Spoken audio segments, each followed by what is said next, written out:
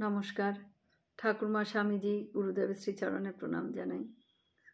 ঠাকুর গিরিশবাবুকে ভীষণ ভালোবাসতেন, সেই নিয়ে একটি কাহিনী শোনাচ্ছি। গিরিশবাবু রবিবার বা অন্য কোনো দিনে একটু অবসর পাইলেই আলমবাজার মঠে যাইতেন এবং তথায় প্রসাদ পাইয়া সমস্ত দিন থাকিয়া বৈকালে বাড়িতে ফিরিয়া আসিতেন।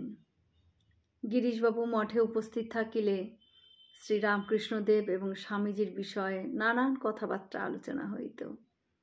একই তাহার কথাবার্তা কহিবার শক্তি ছিল অদ্ভুত ধরনের।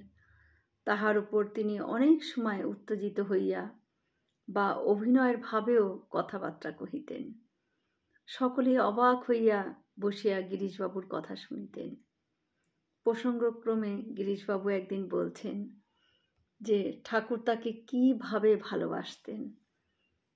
শ্রীরামকৃষ্ণদেব একদিন মা কালীর প্রসাদী এক বাটি পায়েস লইয়া বসিয়া আছেন। অনবরত বলিতেছেন, এই পায়েস গিরিশের জন্য রাখিয়াছি। বালকের ন্যায় হাত চাপা দিয়া বাটিটি আগলাইয়া রাখিতেছেন। উপস্থিত আর সকল ভক্ত কৌতুক করিয়া বলিতে লাগিলেন, কেন মহাশয়, পায়েস শুধুই গিরিশের জন্য?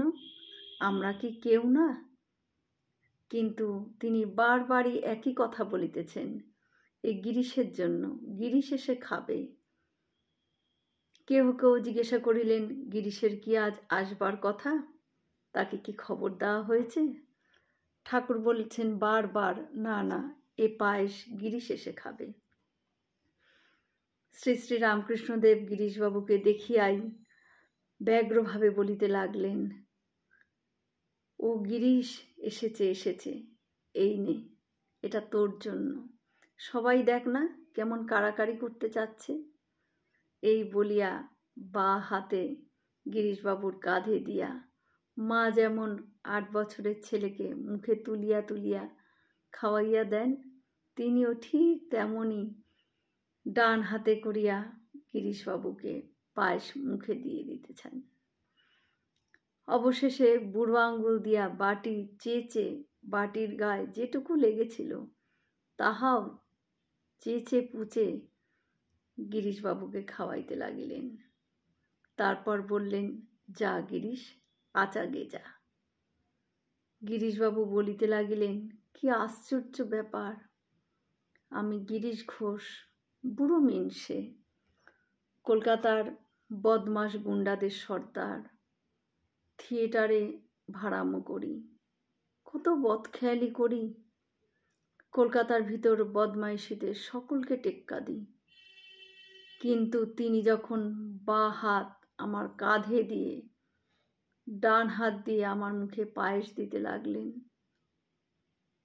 তখন আমি যেন সমস্ত পৃথিবী ভুলে গিয়ে 7-8 বছরের শিশুর বালক হয়ে গেলাম। হ্যাঁ না বলবার বিদ্যে বুদ্ধি সব যেন আমার কোথায় হারিয়ে গেল। এই যে কি অদ্ভুত ভালোবাসা, তা বুঝিয়ে বলবার মতন নয়। জয় শ্রী রামকৃষ্ণ। আমরা সকলে মিলে একসাথে বলি, জয় মহামায় কি জয়, জয় ভগবান শ্রী শ্রী রামকৃষ্ণদেব কি জয়, জয় স্বামীজি মহারাজ জি কি জয়। হয়তো অনেক ভুলই হলো, ঠাকুর যেন আমায় ক্ষমা করে দেন। সকলে সুস্থ থাকবেন, ভালো থাকবেন। ঠাকুর মায়ের কৃপা দৃষ্টি সকলের উপর বর্ষিত হোক। শুভরাত্রি।